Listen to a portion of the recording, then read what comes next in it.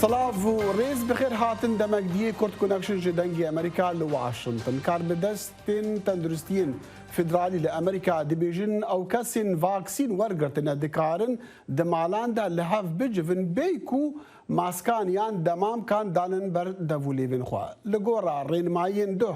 ین ناوند کنترول و ریگرتنی لنخوشیان او کسین واکسین ورگرتی دکارن سردانا کسو کارین خوا بکن کو راستی خطر فيروسا كورونا دبن يعني جموان قال كبلن دا وكا بابير و دابيرين خويان جي بابير و دابير دكارن سردانا نفين خوا بكن رنماي ينافن دي لوي دمينا كوبتر خلق كي فاكسين ورقرتنا و بهيفيا هندنا سردانا كسوكارن خوا بكن كو قالك جوانا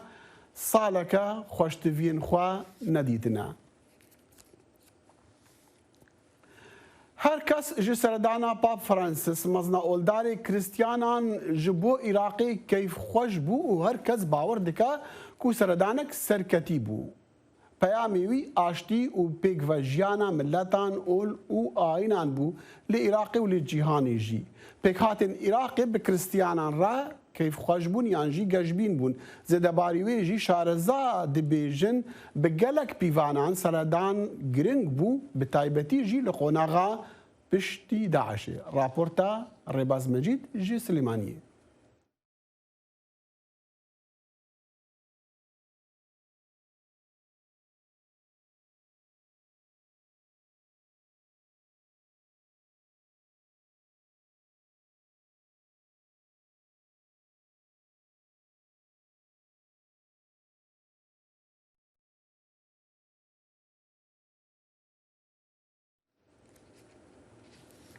نشني كاوجي اسيفيدارم رابورتا كاوا دنج هبان مخابن بدا خوازه ليبوريني ديارا كيشيك تكنيكي ما هي دنج رابورت مع نائبي هيستن لانها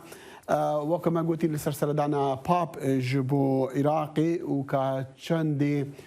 خلق جاجبينا ما رابورت جور هنا يعني برسبا خلقي هنا كريستيان عراقي بتايبجي کو بسردانا ریبری بلندی واتیکانی گجبین بون و باور دکن کو سردان و بو دورین سردانا دورین وان یا پاپ و آشتی ببا بینا هری من وان پشتی وگرانا پاپ جی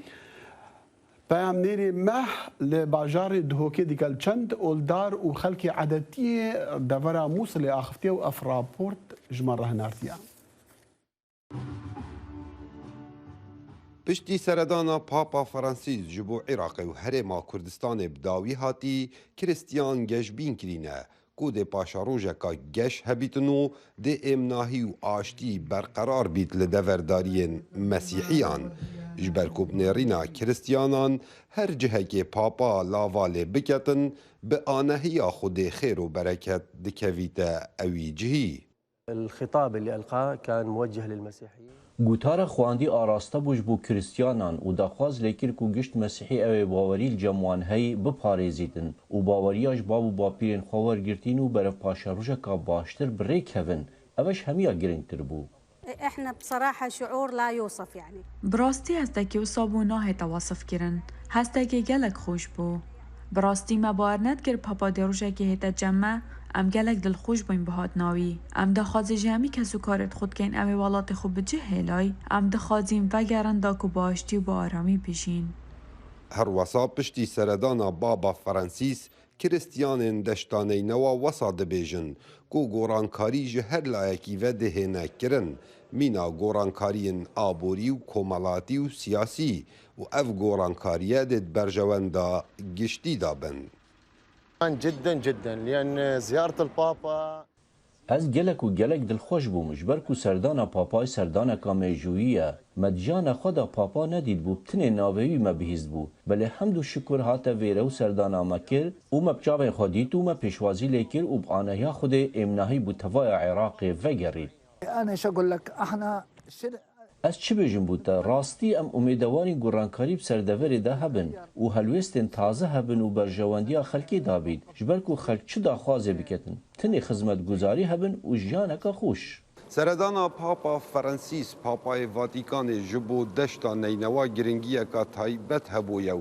بروژه که میجویی هاتیل قلمدان أفا كنيسة الطاهرة يا مازنا لقزا حمدانية قرقوش لسر كرسي باباي فاتيكان چندین پیام را گهاندن مینا گیان لیبورین لجم مسیحیان هبیتن و آشتی و آرامی برقرار بیتن لدوره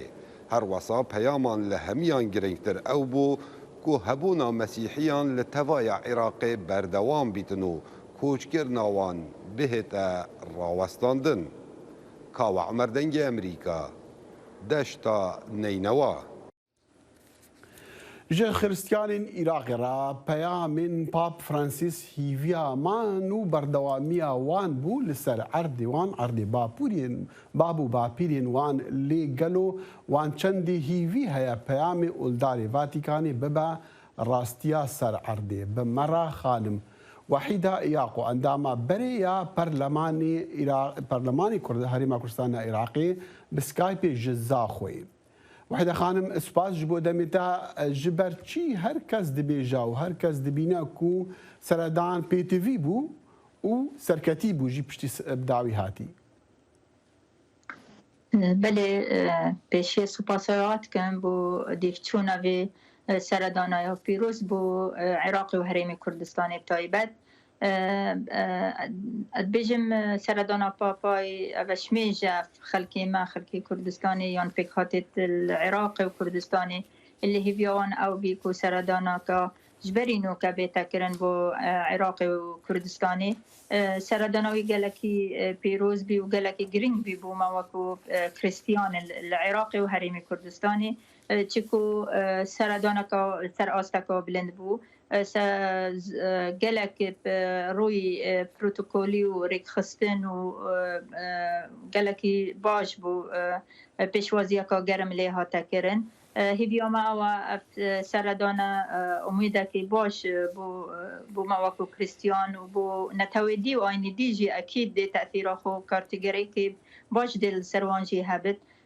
سردانا که میجویا بو عراقی و بو هریم کردستان و کجاره ایکی و چندین ساله عملی بیا به سردانی بی نوکه ها تبجه اینان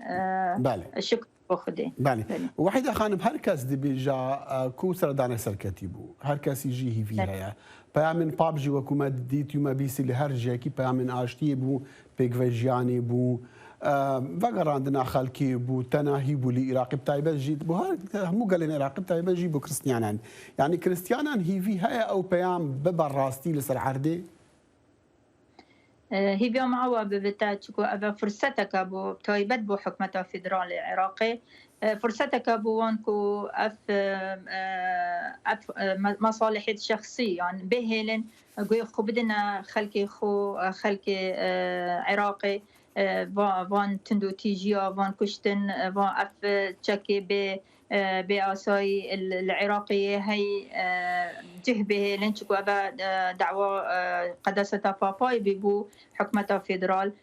ما الهريم كردستاني بيجو ما تشب جومانينا السر وان ما تشاريشاني نواكو بيكهات كريستيان وبيكهات ديجي جبر هند هيبيا ما أوش حكمة فيدرال چاره سریه که بوان آریشا بکت هیویا ما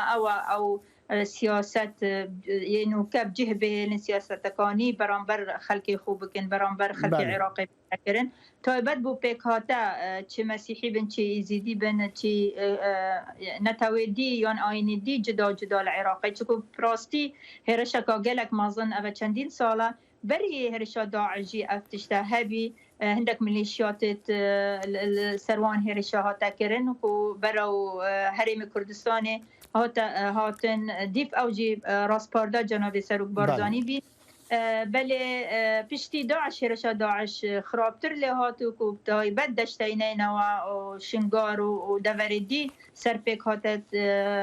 غیر اسلام يعني چه مسیحی به چه زیدی بن براسي هرشكا قالك تنبي وقالك ضرر الوان ما حميوها تاكرين واحدة خانم شارع سري او شارع سريات بحث ديكي بو كيشين كريستيانا ازديا بكاتين دي العراقي بتشاوبه بتشرنجيبه كنتو راسي جي قلتنا خو اراستي حكومه فدراليه عراقيه ديكي ترى سريع وكي موجود أف سياسة نوكا بجهبلن نهلن أف منيشيات نوكا الشكل دستيوان نعاساي دستيوان يهي تشكو دولتك قال كير العراقي هي أدبيجم هزوان زيادة ترش هزو حكمة عراقي أبل لازم ترى سر بتكرن جنوب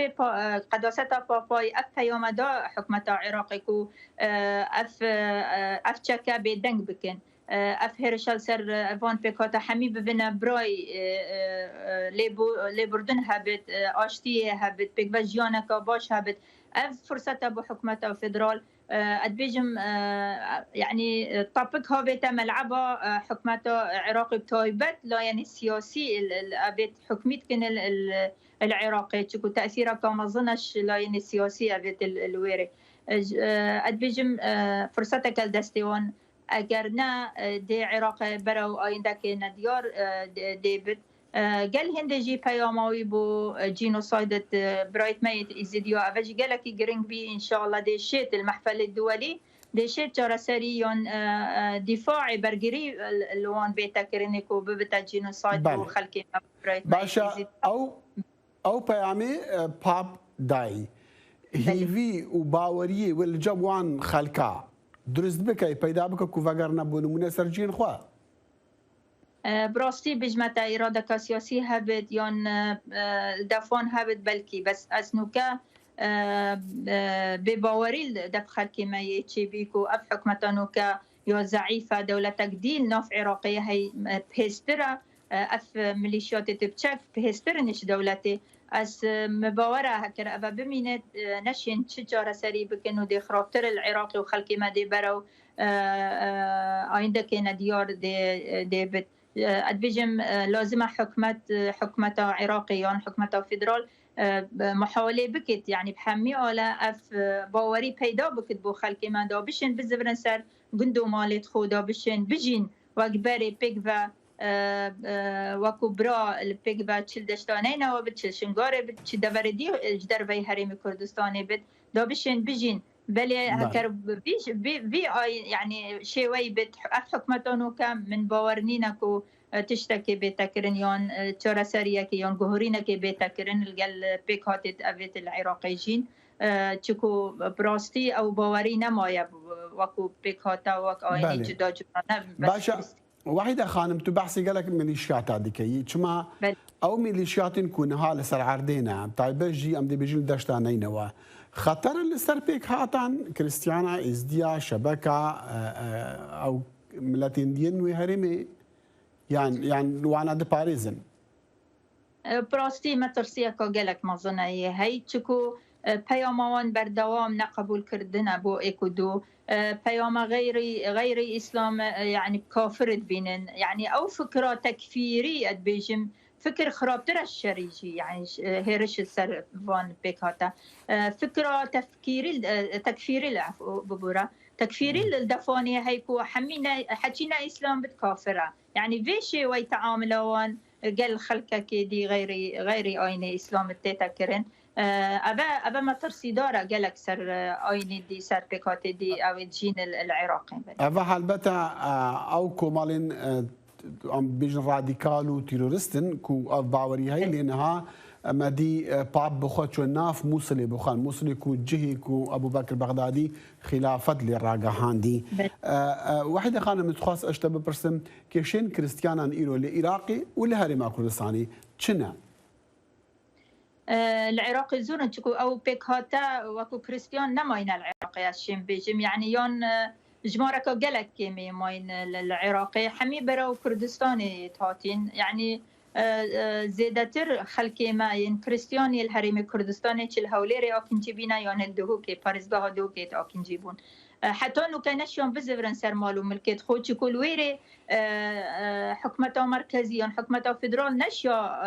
وان باريزت ما فيت وان بيتا باراستن شكو وكم قلت عندك ميليشيات الويري تاثيرك يعني قالك ما ظن سرجيانا وان بل الهريمي كردستاني ام ناهيجين ام بيكباجيانا كزيدا يعني نشنو كاجي بري سردانا قدسة بابا الفيري ما تشي أوريشانين الهرم الكردستاني جبر هند أمد بين حميت مون الهرم الكردستاني تشكو حكمته هرم الكردستاني توي بس رب برزاني جي او پیاما بردوام کو هاریکاریا وان پیک هاتا یان مافتوانی تاتی پاراستن کس نشید اف بجد اف چه آینه یان بسیاره که شما بیتا کرن که چه آینه چه فرق جدایی نمایه الحریم بله واحدة خانم يعني من بيستيا العراقية دبرت بارزگاه جدربه هرميان العراقية بس ام دي بهيسن كريستيان قاسن هندي ديكن كو زيدا غافي لسر عردتوان وغندتوان هندك هاتنا كنكو هند قالك شوان غندا كريستيان تدانا معنا وهاتنا داغير كرن ندست كريستيان دانا بونمونه يك شوان ارشين كو ام دي بهيسن الكريستيان العراقي هاتا چند افراستا يعني الهرم الكردستاني تبحث الهرم هلبتا وان سنوري سنوري ديال سوريا ونبرع سنوري سوريا وتركيا وعراق دا وان غندين كريستيانا غندت كريستيانا سر سنورا او نسبب حكمتهم سبب اف ميليشيات الديوكيد بكاكا وان عرضا اف اريشاي تشي بمطرصال يعني مطرصال بونا باكيجي بری هبونا پاکی لوان جهادی سهر او بحثت کن الصارن 1990 جهار او بحثت هاتا کرن کو عردنوان هاتنا گرتن گلک گندیتوان هاتنا گرتن دست كريستيانا عردي هاتي گرتن چکو خلقی ما يعني برو جدربه چوي يعني چونا جدربه گندیت ماين خالي يعني تبيت نبيت خلقه كده الويريجيت يدتر هندك أريشة يتهين أريشة كمالايتينا يعني نا تعدايك نا يعني خاكي هاتي قرتن يعني عدتواني هاتي قرتن يعني شاهد بينم أريشة سر عردية هينا بين خزانك بسلمان قل بسلمان يعني مسيحي قل مسيحي جيتهين يتهين مسيحي قل بسلمان يتهين أبا يعني نتيجة كمالايتية يعني قندك برخ قندك مسيحي قل قندك بسلمان نزيك يعني دفع كن جيرانت كن اكيد مشكله كوماليتي يعني نسبب كو ابا مسيحيه يعني ابا بسلمان ابا ايزيديه مشكله كوماليتي هريتين وبين حمي اينا وبين حمي نتوا بس خلكك يما يعني هندك مزايده سياسيه كن جبر هل بجورتنا جبر هندك تشتي دسكبت دي دستي خوفا بينن ابد بتورقه كل دستي وان كو تعدايل متى تكرني يعني زبيت ما يتهاتين دست سرکرن ادبیجم ابا هکر مروف بچک ضمیر و درستاهی بیشت ابا او نینا يعني دیجی آینه که یون دیجی نتوایکل الحریم کردستانی بارنا کو حكمت داما وجناب سروكي قبيل ناكد بيتشت وهذا خانه بسيارة من داوي ابو تبحثي مثلا دركتنا كريستيانا كرج عراقي ام زانن مليون ونيفي عنده مليون القرعه جدرينكم كريستيانا بخادي بيجن دا عراقي ذهبونها بلكي 200,000 حتى 300,000 معنا شرطي فقريانا وان ويتشبع يعني دوي تشبي كرن حتى او بكارن فقريان او بخوازن فقرن جدلي خوا جرا عولي باوركي لازم بيتا بيدا كرن بوان يعني نو بينا خلقي ما يعني نو بينا وان تشكو وقت هرشا داعش هاتي كرن اف دورو بريد منطقة كريستيانا يون نتوي ديجي او خلقا اف مالو ملكت وانيشا داعش هاتا كرني بيجا بيدا بونا باورينا وبين خلقي مع ولي يعني وكيف عربي بيجن مصالحة وطنية ناف لبردن الإكودو بيتا كرني يعني باوري بون هابت يعني نجارك دي هرشك دي بسري وان بيت افتشتاهني قلق ضرورية دوب قرن يدوي خدمة جوزاري نما يعني ملكت وان خانيت وان يتهاتين سلطان دن يتهاتين تولان كرن يعني جهنينا بينا ديكي وين نخدمة جوزاري أنا يعني أبا لازم أحمي بيتا بيدا كرن بري أو يعني بزرن نوكا شبواري نماينا دي أو دركتي وكو جيانك دي بخوي بيدا كريج دربي ولا هفر أبا بيدا نكن أدبجم من نباورا خلقك ما جدربا بزبرتا أبيت ما يجي برو تشوني يعني راسي بدال نبتشوكا پیام پاپ او بوکو او بکار من اردی خو بمین قال لك سپاس خانم وحيده يا اخو عندما بري يا برلماني هريما كردستان العراقي جزاخو بكرت كونكشن رابو سپاس پلاتفۆرمەکانی دەنگی ئەمریکا لەسەر ئینتەرنێت بۆ ئاگاداربوون لە نوێترین هەواڵ و زانیاریەکانی ڕۆژ سەردانی ماڵپەڕی دەنگی ئەمریکا بکە. هەواڵەکانی سیاسی، ئابووری، هونەری وەرزشی لای ئێمە ببیستە و ببینە. لە ئەپەکانیشەوە هەواڵەکان لە هەموو شوێنێکدا بەردەستن. دەنگی ئەمریکا، خێرایی، متمانە، ڕازگۆیی. لە ڕۆژە جیهانیە ژنان دووشەمێ بوو خانمên کەرکووک و گەرمیان دەبێژن ڕێژەیە تونندوتیژیان لە دژی وان بەرەف بلندبوونی و زێدەبوونیە وان داخواست کرد و پێنگاوین تند بێن ئاوێتن ji bo rêgirtinê li wan tundûtîjiyan. Peyamêrê dengê Amerîka li Kerkûkê Dilşad Enwer ev raport gihandiye. هەموو ساڵێک لە 8 مارسدا ژنان دێنەوە دەنگ و داوا دەکەن سنوور بۆ تونوتیژەکانی بەرامبەریان دابنرێت بەڵام هێشتا دۆخی ژنان لە ئاستێکدا نییە کە پێی ڕازی بن. گرفتی گەورەی ژنان ئەوەیە تونوتیژی دژیان بووەتە کولتور و بنەبڕکردنی ئاسان نییە. ئێمە ئەمانە کاتێک هەیە لە کۆمەلگا ئەم سیستەمە هەیە تۆ بێ وابێ ئەو بێ ئەبێ ئەمە بێ ئەمانە هیچ خزمەتێک ناکە بۆی گۆڕانکاریەکی بنەڕەتی لە پرسی ژنا بکرێ گۆڕانکاریەک بە شێوەیە کە ژن بتوانێت خۆی بێ بتوانێت ژنانە بێ بتوانێت ئازاد بێ بتوان مرۆڤ بێ بتوانێت مرۆڤ بێ نەک هەر ژن بێ مەسەلەن ژن لە ئاستی مرۆڤ لە ئاستی پیاوە یان یەک حسابی بۆ بکرێت وەکو مرۆڤ. ڤایرۆسی کۆرۆنا تەنها قەیرانی تەندروستی لەگەڵ خۆی نەهێنا بەڵکو قەیرانی کۆمەڵایەتیشی دروست کرد. کەرەنتینە و وەستانی بازاڕ و مانەوەی پیاوان لە ماڵدا بووە هۆی سەرهەڵدانی زۆر کێشەی خێزانیش.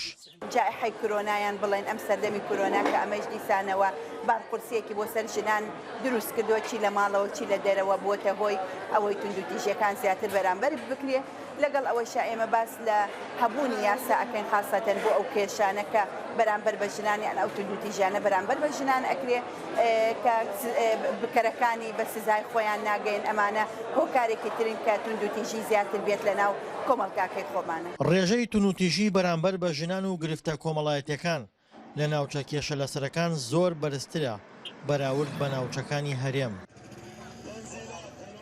بەو پێی جەنگ و ناسەقامگیری ئەمنی و سیاسی لەو ناوچانە پشێوی خێزانیشی لەگەڵ خۆی هێناوە. حاڵەتی ئەوەشمان هەیە یعنی وەکو عەرە پیاڵێ گسە بگسە ژن بە ژنی یعنی ئەمانە توندوتیژیەکی زۆری لێبێتەوە کە زیاتر حاڵەتی ئینتیحارە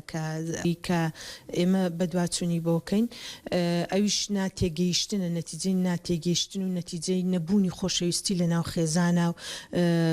خێزانەکە هەڵەوەشێتەوە. گرفتە کۆمەڵایەتی و خێزانیەکان لە عێراق و هەرێم پێناچێت بە ئاسانی چارەسەر بن. بەو پێی حکوومەت هێندە کێشەی زۆرە نایپەرژێتە سەر پلاندانان بۆ ڕاستکردنەوەی باری لاری خێزان و هێنانەوەی بۆ سەر ڕێچکە دروستەکەی. دڵشاد ئەنوەر دەنگی ئەمریکا کەرکووک. و لە گۆری ڕێخستیا ساغڵەمیە جیهانی 52 سادێژ ژنên ئەفغانستانê ڕاستی توندوتیژiyên navmalan dibin. Di vê raportê de em çîroka xanimeke Efganî bi we re hevpar bikin ku malxweyê wê ziyan gihandiya ser û çavên wê lê ew li jiyanek baştir tim digerê û berrevaniyê jî ji mafên xaniman dike. هەر لە 15 ساڵیەوە شەکیلە زەڕین لە وڵاتی خۆی ئەفغانستان هاوسەرگیری کرد. لە 16 ساڵی هاوسەرەکەی تەقی لە دەموچاوی کرد و ژیانی خستە مەترسیەوە. هەندێک جار حەز دەکەم لە خەوڕا دەبم بۆ بینینی موعجیزەیەک کە دەموچاوم چاک بۆتەوە بەڵام کاتێک لە خەوڕا دەبم ئەو موعجیزەیە لەوێ نییە. بەڵام ئەو لە تێکۆشان بۆ ئاسایش ئازادی و ژیانێکی باشتر نەوەستا. لە ساڵی 2013